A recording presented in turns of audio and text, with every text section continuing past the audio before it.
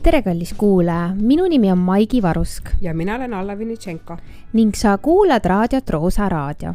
Haara kohvitass ja tule õpetajate tuppa. Tänases saates on meil juttu võõrkeelte vajadusest ja selle õppemeetoditest ning praktikatest. Millist keelt siis õppida? Nii et keera raadio valjemaks ja mõnusat kuulamist.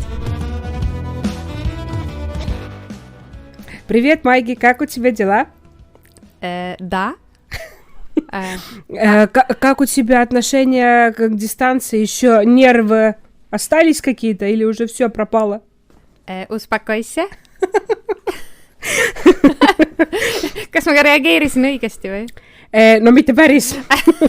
Aga ma saan aru, et ma siinkohal rohkem ei küsiks. Vene keeles siis mitte vähemalt. No ütleme nii, et selle vene keelega mul on natuke halvad või ma ei tea, ma olen see keskmine eestlane, mul tekib nagu see mingi ärevus, stress, seda keelt kuuldes, ma ei tea, mis asi see on, aga see on mul juba ammu. Oh soo. Et ma olen tegelikult õppinud vene keelt. Pool aastat. Poole aastase õppe tulemusena nii on okei. No pool aastat õppisin aga kõige suurem, eks me saame sellest pärast rääkida, et kõige suurem, ma vist tähestikku jõudsin ära õppida, ega ma muud ei oskanud. Aga sina räägid vabalt ju, ja mis keeli sa veel räägid? Ma räägin vene keelt, eesti keelt, saksa keelt, inglise keelt, oskaks omale süüa ja juua ja tellida ka hispaania keeles, sest oli vaja, ja natuke roostes olen soome keelega, aga ma saaks aru, mitte küll kõik, ma arvan nüüd, ja võib-olla ka muidugi kindlasti oleks vaja praktikat, sinna keskkonda oleks vaja naaseda, oleks ka ukraina keel, aga keskkonda oleks vaja kindlasti naaseda. Et paar nädalat, ma arvan, ja see oleks kõik taastunud. Läti keel? Ei, viisakused, ainult viisakused, läti keelt. Kui ma kuulan oma lätikeelseid sõbrannasid näiteks omavahel või lätikeelseid lapsi omavahel rääkimas, ma saan ikka väga vähe aru. Aga selle keele õppimisega ma olen kõige vähem tegelenud ka. Kuigi vaiksed alged on, lastega on hea õppida pildiraamatutes. Kui sa ei oskaks ühtegi keelt, oletame, et sa oled nagu Puhas leht, tabula rasa. Mis keelt sa õpiksid? Mis keelt sa valiksid? Hea küsimus. Puhas leht. Täiesti puhas leht. Sul on elus see valik ees. Sulle meeldib mu vastus? Hispaania keel, ma arvan. Miks? Sest tahad minna sakslastega Mallorcale snapsi võtma? Como estás, amigo? Ei, aga tegelikult. Ma ei tea, see piir, või tähendab Hispaania ise ja hispaania keel nii suur keelkond minu silmist nagu praegu. Ja seal on ju Lõuna-Euroopas või Ladina-Ameerikas on ju ka vahva elada. Ehk see motivatsioon oleks nagu ikkagi Hispaania ja kultuur ja ma tean, mis palgad on Hispaanias õpetajatel. Ja siis sa peaksid saksa keelt õppima. Ja minema Saksamaale hoopis või? Yeah. No võib-olla. Et üks asi on kindlasti... Aga siis ainult Lõuna-Saksamaale. Yeah. Kus on sooja. Yeah. Aga näiteks, miks sa inglis keelt ei valiks? Ma ei tea, võib-olla see on see, et see tundub nii elementaarne, aga selles suhtes, ma ei teagi. Ma ei oska sulle praegu nagu puusalt tuli kohe nii vastus. Aga tõesti, inglise keel on tegelikult ju baas kõigele üldse välismaal toimetulemiseks ja ka töökoha siis saamiseks, enda soovitud töökoha saamiseks. Ma oska öelda, ma ei ole nüüd väga ammu tegelikult töökuulutusi vaatanud, aga ma olen kuulnud väidet, et tänapäeval küsitakse õpetajal ka 2 keelt. Aga ma ei tea tegelikult. No ikka küsitakse või Aga kus ta kasutab seda teist keelt? Eks ta... Ja mis see teine keel on? Kas vene keel läheb sinna alla või? Ma ei tea seda, ma ütlen sulle ausalt. Kindlasti mõnes linnas või piirkonnas linnas kuluks ära, sest sa pead lihtsalt suhtlema vanemaga või lapsega, kes ei oska võib-olla eesti keelt. Need kogemusi meil on Lätis, kus laps siis lasteaias tõlkis õpetaja juttu emale, sest ema ei osanud läti keelt. Ja siis laps, kes oli juba selgeks saanud, tõlkis emale, mis õpetaja küsis. et nii võib juhtuda, jah.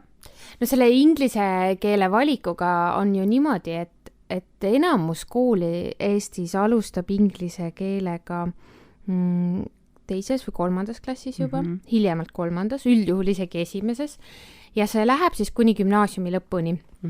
Mis oli minu jaoks nagu väga üllatav, et vaadates seda, kui palju tegelikult seda inglise keelt nagu on, siis 14% õpilastest on tegelikult inglise keeles alla B1 taseme gümnaasiumi lõpuks. Ja B1 on siis see tase, kus õpilane on iseseisev nii-öelda kõneleja. Sellisel lihtsamatel teemadel ikkagist.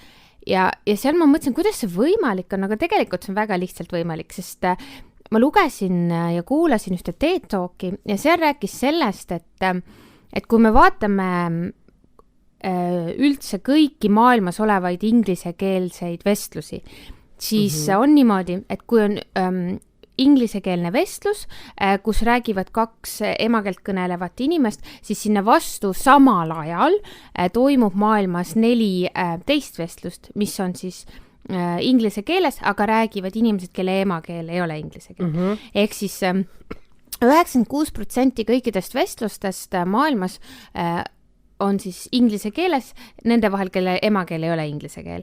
Ja seal tuli välja see, et tegelikult see, et sa oskad inglise keelt heal tasemel, ei mängi väga suurt rolli. Seal toodi näide sellest, et inglise keele rääkimine võiks olla nagu arvutimängu mängimine. Et sul on eesmärk, sa pead sinna lõppu jõudma, kuidas sa sinna jõuad, see ei pea olema ideaalne lahendus. Ehk siis, kui meie sinuga nüüd räägiksime inglise keeles, siis me saaksime üksteisest aru, kui me teeme vigu. Me võime teha vigu nagu sigu. Et kui ma ütlen sulle näiteks I is hungry, et sa saad aru, et seal ongi see, milleni ma tahtsin jõuda, et see inglise keel tegelikult on nagu nii üldlevinud, aga ta on tegelikult üldlevinud ikkagist üsna sellisel madalal tasemel. Olen nõus, ma elasin peaaegu 2 aastat täpselt sellise inglise keele tasemega naabritega ja ma sain hakkama. Tegelikult oligi näha, et neil oleks nagu super suur nagu väärtus, kui nad oskaks inglise keelt ja nad said seda minuga praktiseerida ja võib-olla ka nende lapsed. Ja mina jälle vaatasin, hispaania keel annaks nagu nii palju, aga neil olekski reaalselt ka töökohad, on hoopis teised töökohad ja teised sissetulekud, kui sa valdad võõrkeelt. Et selles suhtes, et sa oskad, sa saad juba näiteks, kui sa oled ehitaja, sul oleks võimalik rääkida otse ju töötellijaga ja rääkida asjad sotiks ilma vahendajateta. See oleks ju muy ben. Jah, aga minu küsimus, ma ei tea, võib-olla ma nüüd teen liiga kellelegi, aga kas siis on vaja seda inglise keelt nii palju nagu õppida? Et kui me saame niikuinii mingil tasemel hakkama või? Jah, et need, kes tahavad õppida seal business English ja mis iganes, eks ole, et palun. Aga tegelikult, milleni me jõuame, on see teine võõrkeel. Oletame, et sa valid hispaania keele. Mis sa võtaks teise valikuna? Teine valik? Jah. Sinna juurde veel ühe võõrkeele. Võib-olla, ma ei tea, võib-olla olekski see siis inglise keel siis. Inglise keel. Sest panen need suured keeled kokku, kus huugab tööstus ja tööturg ja seal tulevad sulle atraktiivsemad pakkumised ja võimalused tegelikult. Aga Eesti kontekstis ikkagist meil on teine võõrkeel, vene keel. Ja kusjuures, mis on hästi huvitav statistika, mis on haridusministeeriumi poolt välja toodud, on see, et 62% koolides on valikus ainult üks võõrkeel. Ei ole ju valik. Seda ei saa nimetada valikuks, kui ainult üks keel on. Aga sa võid öelda, et sul on valik, aga sul võib olla näiteks, et sul ei tule gruppi kokku. Okay. Jah. Aga tegelikult on see üks valik ja üldjuhul on ta vene keel. Ütleme ausalt. Mina lõpetasin kooli 2007 ja siis juba oli niimoodi, et lõpetasime kooli ära. Mina ei olnud, aga klassikaaslased olid 6. klassist õppinud vene keelt. 6, 7, 8, 9, 10, 11 on ju. Ja mis sa arvad, kas nad oskasid seda? ma tean omast kogemusest, oma klassikaaslased, oma tutvusringkond, et nad ei oska ja mina nagu ei saa aru, mis tehakse, mis seal valesti tehakse ja kuidas nii aega raisatakse ja ressursse, ma ei räägi ainult rahalisi, vaid üleüldse aeg ja ei osata. See on maha visatud aeg ju. Aga siin on nagu, tuuakse välja 3 asja. Sul on vaja motivatsiooni, et keelt õppida. Sul on vaja praktikat. Mulle tundub, et vene keele puhul peaks need 2 nagu olemas olema. Motivatsioon, et... No kas motivatsioon ikka on? Vaata siin ühes õpetajalehe artiklis, eks ju, kus Martti Kalda toob väga hästi välja kõikide nagu keelkondade, keelte õppimise põhjused või motivaatorid, seesama, eks ju, motivatsioon ja praktika, siis ta ütleb ka, et tegelikult keele valiku nagu mõjutab ka see, kui heades suhetes me selle riigiga olema ja kas see riik saab meile mingid väljundid pakkuda, eks ju. Kui ta räägib seal, ma tea, Pakistanist, eks ju, me ei hakka ju ka hindu keelt õppima senikaua, kuni me sinna ju, me ei näe väljundit seal. Ja vene keelega on lihtsalt see, et me ei ole motiveeritud ja me ei oska seda sellepärast, et suhted on kehvad. Aga minul on jäänud see kuidagi kõrvu ikkagist, et vene keelt tuleb nagu õppida või osata. Hästi palju tuuakse seda näiteks, et et tahad arstiks saada. Sul tuleb patsient vene keeles. Ma olen nüüd miks patsienti võiks eesti keeles rääkida, las see jääb. Samamoodi tahad võib-olla äri teha Eestis, eks ole, või tahad teeninduses töötada. Et see võiks ju olla nagu motivatsioon. Ja ongi. Ja mina olen töötanud ka kaubanduses mõnda aega ja mina olen töötanud kaubanduses Tallinnas. Ja mina olen töötanud selliste inimestega, kes on ka Lõuna-Eestis pärit, löövad omale rinde, ütlevad Eestis ainult eesti keeles. Okei, see on nende valik, aga kõik need inimesed, kes on läinud Tallinnasse elama ja endiselt töötavad kaubanduses, siis kõik nemad oskavad nüüd ka vene keelt. Vähemalt sellel tasandil, mis puudutab nende toodete müüki. No see tuleb, ja see teine asi on see praktika. Just, sest sul tekib vajadus ja nõudlus selle järgi. Kui sinu sissetulek sõltub sellest, et sa võõrkeelsele inimesele müüd oma tooteid, siis sa õpid selle keele ära.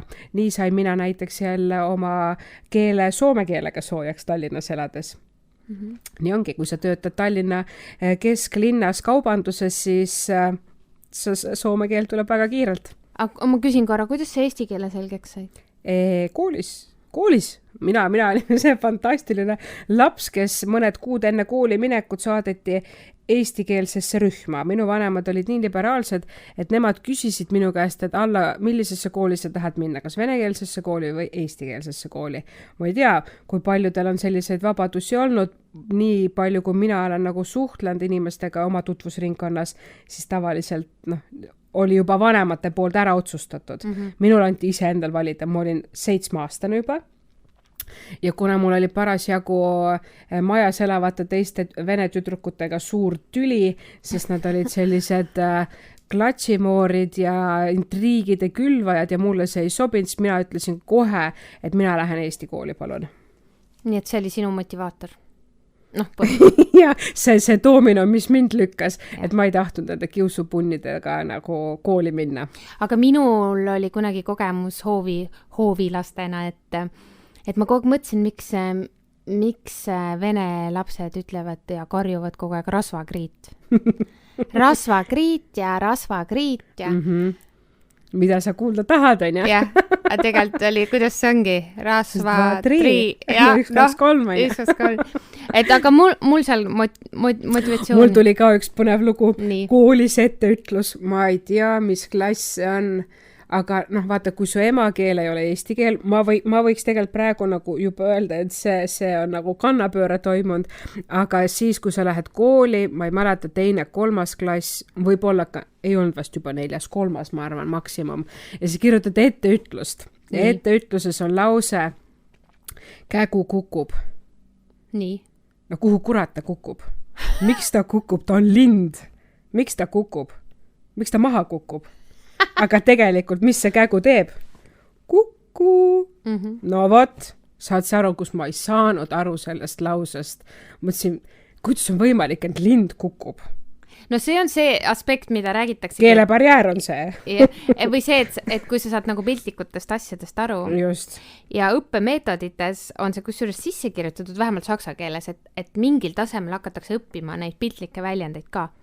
Ja üks asi minu arust, mis õppemeetoditega seoses mul nagu meelde tuleb, on see, et tegelikult me õpetame nagu ikkagi sellist, ma olen nõus, et õpetame nagu kirjakeelt, aga meil on ka sõnu või meil oleks vaja ka õpetada tegelikult sellist kõnekeelt. Jaa. Et näiteks, saksa keeles ju on nii palju selliseid mahlakaid kõnekeelseid väljendeid ja seal on väga oht. Sa pead neid mõistma ka, sest muidu sa oled nagu kala vales tünnis, sa ei saa mu üldse aru. Ja soome keel on täpselt samamoodi, neil on kantseliitlik keel, asjaajamiskeel, ametnike keel, aga tegelikult need noored, keda sa kohtad tänaval, kes seal, ma ei tea, koroona ajal võib-olla enam ei hängi nii palju, aga kes muidu seal lävivad oma vahel, nende keel on hoopis teine. Ja kuna minule õpetas soome keel Tartu ülikoolis üks doktorant Helsingi ülikoolis, siis me õppisime väga tihti 2 asja paralleelselt. Et ta ütles nii nagu ma õpetan seda keelt, mis sa tänava peal nagu kuuled. Et see on nii, aga ametlikus keeleks oleks see kogu aeg nii, et ta nagu lõpuks mina õppisin ja tegin oma suhtlusi seal selles tänavakeeles, ütleme. Jah, et see õppemeetod on hästi oluline ja minu arust seda tänavakeelt ma nagu ise saksa keele õpetajana toon seda sisse ja kui tekib selliseid ebakõlasi, et seal on väiksed nüansid, eks ole, et kasutad ühte sõna vales kontekstis, et siis tuleb see nagu selgeks teha õpilasele. Ja võib-olla nagu õppemeetoditest veel, et mulle tundub, et mingi hetk me nagu õpetajatena peame hästi tähele panema, et me nagu lubaksime vigu teha. Sest mis mul nagu juhtus inglise keelega, et mina olen see nagu inimene, kes hullult kardab inglise keeles rääkida. Ja mul on isegi üks kogemus rahvusvaheliste õpilaste klassijuhatajana, et mul hakkas arenguvestlus ja ma ei olnud nagu senimaani üldse nagu mõelnud või ma teadsin, et mul see ei ole minu kõige parem külg või kõige tugevam külg. Ja siis õpilane istub maha ja ütleb, don't worry, teacher, I know your English isn't that good. Ja siis mul oli nagu, ja siis ma sain nagu aru ja siis ma, kuna ma olin täiskasvanud inimene või olen, siis ma sain nagu aru, aga see ei ole üldse oluline, kui hästi ma oskan, vaid see, et mida me siin nagu... sulle edasi annan nüüd, see info on tähtis. Aga mulle tundubki nagu... Ma arvan, tema tahtis sul pinget maha võtta. Võib-olla ta tahtis, aga sul hoopis tekkis pinge. Mul hoopis tekkis pinge. Ja mulle tundubki nagu see ja mul oli korraks endal, see ei olnud õpetajaga seoses, mul oli väga hea inglise keele õpetaja ja kõik nagu suus, aga mulle endal oli see tunne, et kõik olid ümber nii head ja ma ei julgenud rääkida, sest ma tegin vigu. Minul lasti vigu teha inglise keele õppes.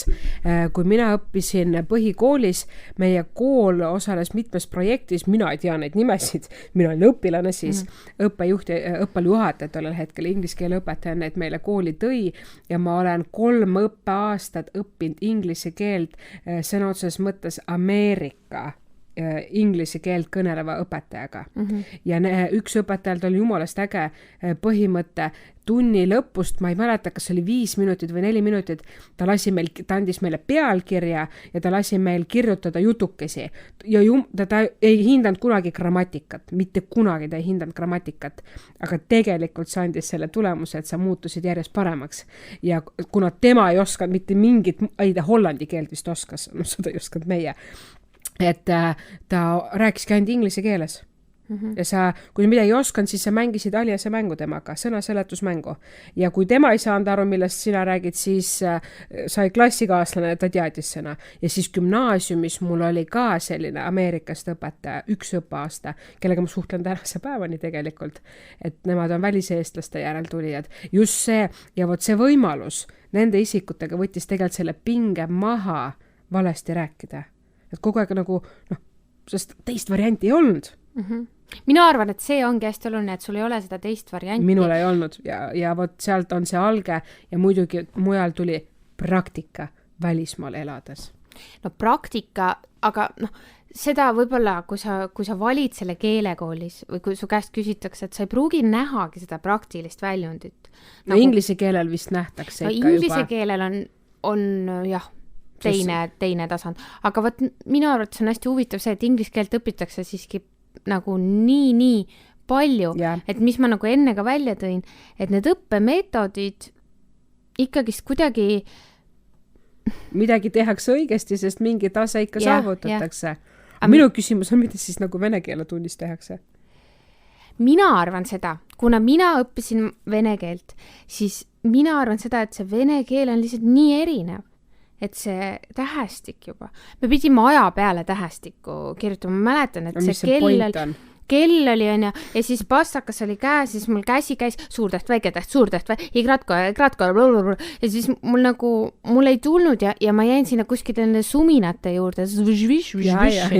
Nii, ja siis ja ma mäletan mida sa naerad? Vabandust, ma olen neid asju, harjutusi oma vanaemaga teinud, mul lihtsalt praegu on siuke see flashback. Ja, sinule on see lihtne, võib-olla ka minule lihtsalt täielik stress ja ma mäletan, esimene luuletus tuli pähe õppida ja kõik, vsio.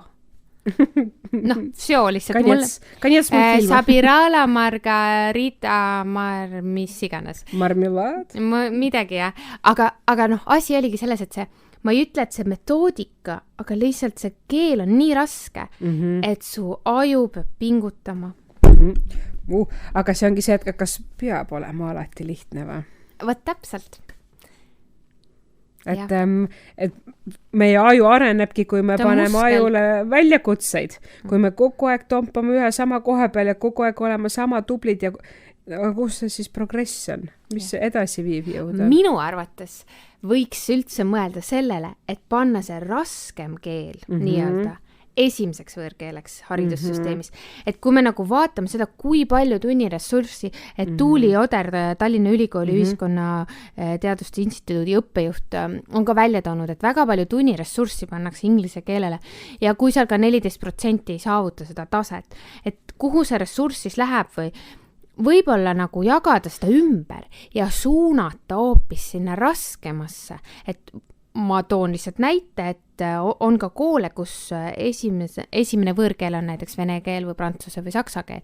Ma ei tea nüüd täpselt, mis nende tulemused on, aga kujutad see ette, kui ma alustaks esimeses klassis vene keelega. Mis sa siis arvad? Oskaksime? Me oskaks seda siis. Eestikeelne laps, kellel võib-olla kodus ei ole seda vene keelt üldse, siis oleks ainult keelekümblus nagu, või see õppe nagu kümblusvariant ja selliseid koole on, ma tean. Et ongi, sul on teatud teemad, matemaatikat õpidki vene keeles.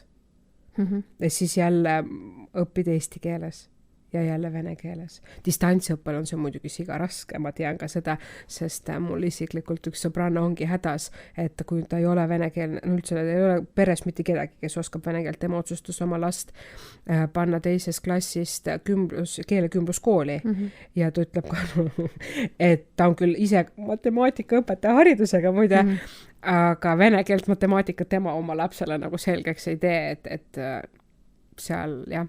Et mina ütleks, et vaata, sul on vaja praktikat. Vaat seda praktikat on vaja. Millist keelt siis õppida? Ei, vene keel on väga hea variant, miks mitte? Vene keel. Sina õpid hispaania ja inglise keelt? Jaa, me oma valikud tegid, jah. Nii, ja kui minul antaks valida, mis keelt ma õpiks, mis sa arvad? Saksa keelt. Et midagi teha ei ole. Nii on, et kivisse raiutud ta on, aga see on mõnus mõte, mida mõelda, et mis keelt õppida. Jah, läheme valima. Da, padjom na diskoteku, džengi netu ja lüblju tibja. Sellega jõuabki peole. Sellega saab äri teha.